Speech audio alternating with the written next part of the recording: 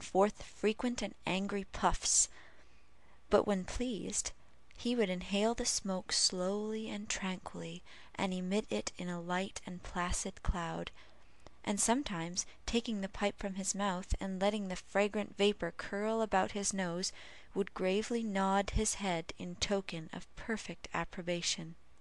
From even this stronghold the unlucky Rip was at length routed by his termagant wife, who would suddenly break in upon the tranquillity of the assemblage, and call the members all to naught, nor was the august personage's Nicholas Vedder himself sacred from that daring tongue of this terrible virago, who charged him outright with encouraging her husband in habits of idleness. Poor Rip was at last reduced almost to despair, and his only alternative, to escape from the labour of the farm and the clamour of his wife, was to take gun in hand and stroll away into the woods. Here he would sometimes seat himself at the foot of a tree and share the contents of his wallet with Wolf, with whom he sympathized as a fellow sufferer in persecution. "Poor Wolf," he would say, "thy mistress leads thee a dog's life of it. But never mind, my lad, whilst I live thou shalt never want a friend to stand by thee." Wolf would wag his tail, look wistfully in his master's face, and if dogs can feel pity, I verily believe he reciprocated the sentiment with all his heart. In a long ramble of the kind, on a fine autumnal day, Rip had unconsciously scrambled to one of the highest parts of the Catskill Mountains. He was after his favourite sport of squirrel shooting, and the still solitudes had echoed and re-echoed with the reports of his gun. Panting and fatigued, he threw himself late in the afternoon on a green knoll, covered with mountain herbage, that crowned the brow of a precipice. From an opening between the trees he could overlook all the lower country for many a mile of rich woodland. He saw at a distance the lordly Hudson, far, far below him, moving on its silent but majestic course, with the reflection of a purple cloud, or the sail of a lagging bark, here and there sleeping on its glassy bosom, and at last losing itself in the blue highlands.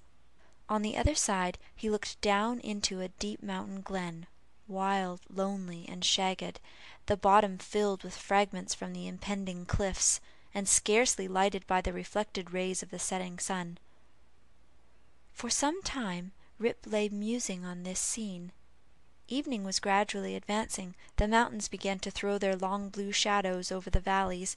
He saw that it would be dark long before he could reach the village, and he heaved a heavy sigh when he thought of encountering the terrors of Dame Van Winkle.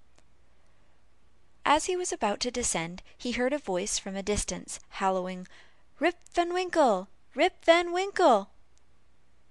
He looked around, but could see nothing but a crow winging its solitary flight across the mountain. He thought his fancy must have deceived him, and he turned again to descend, when he heard the same cry ring through the still evening air, "Rip Van Winkle!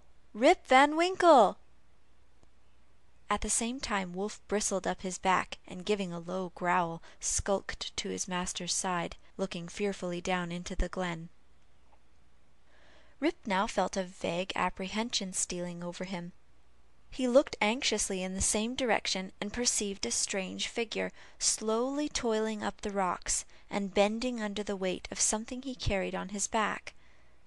He was surprised to see any human being in this lonely and unfrequented place, but supposing it to be some one of the neighbourhood in need of his assistance, he hastened down to yield it.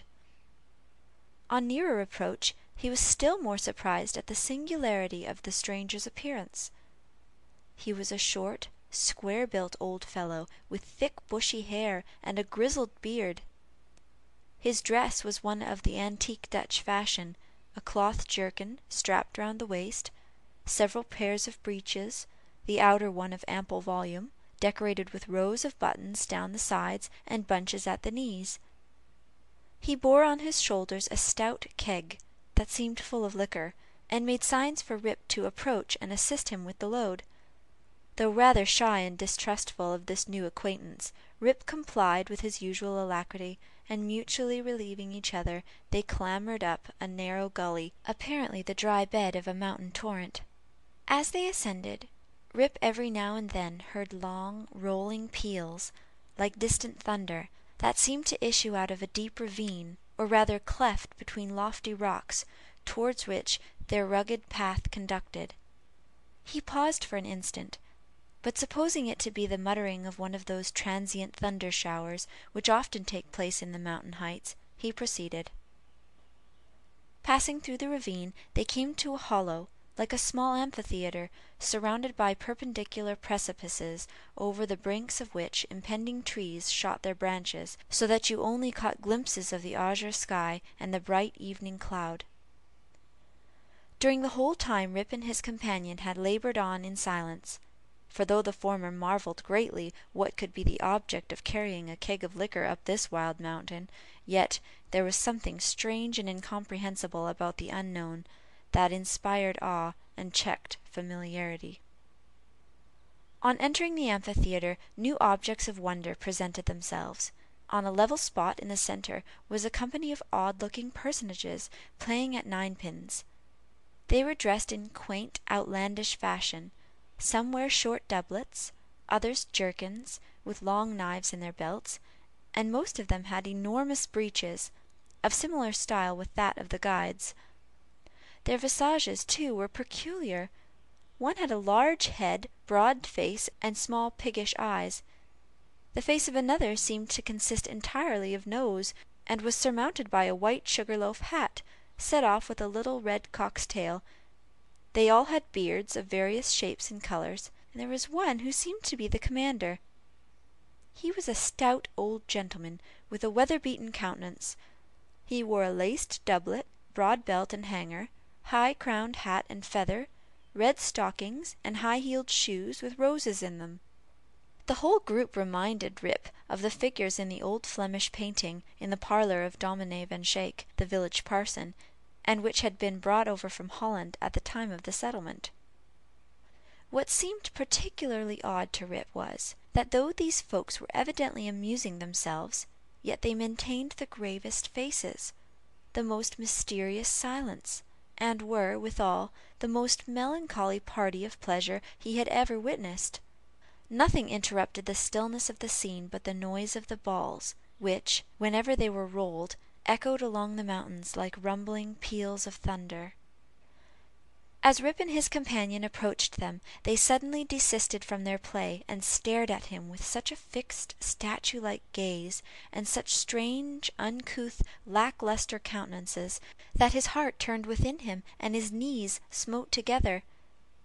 His companion now emptied the contents of the keg into large flagons, and made signs to him to wait upon the company. He obeyed with fear and trembling. They quaffed the liquor in profound silence, and then returned to their game. By degrees Rip's awe and apprehension subsided. He even ventured, when no eye was fixed upon him, to taste the beverage, which he found had much the flavour of an excellent Holland. He was naturally a thirsty soul, and was soon tempted to repeat the draught. One taste provoked another, and he reiterated his visits to the flagon so often, that at length his senses were overpowered, his eyes swam in his head gradually declined, and he fell into a deep sleep. On waking, he found himself on the green knoll whence he had first seen the old man of the glen. He rubbed his eyes. It was a bright sunny morning. The birds were hopping and twittering among the bushes, and the eagle was wheeling aloft and breasting on the pure mountain breeze. Surely, thought Rip, I have not slept here all night. He recalled the occurrences before he fell asleep. The strange man with the keg of liquor, the mountain ravine, the wild retreat among the rocks, the woebegone party at ninepins, the flagon. Oh, that flagon, that wicked flagon, thought Rip. What excuse shall I make to Dame Van Winkle? He looked around for his gun, but in place of the clean, well-oiled fowling piece, he found an old firelock lying by him, the barrel encrusted with rust, the lock falling off, and the stock worm-eaten. He now suspected that the grave roisterers of the mountains had put a trick upon him, and having doused him with liquor, had robbed him of his gun. Wolf, too, had disappeared, but he might have strayed away after a squirrel or a partridge. He whistled after him and shouted his name, but all in vain. The echoes repeated his whistle and shout.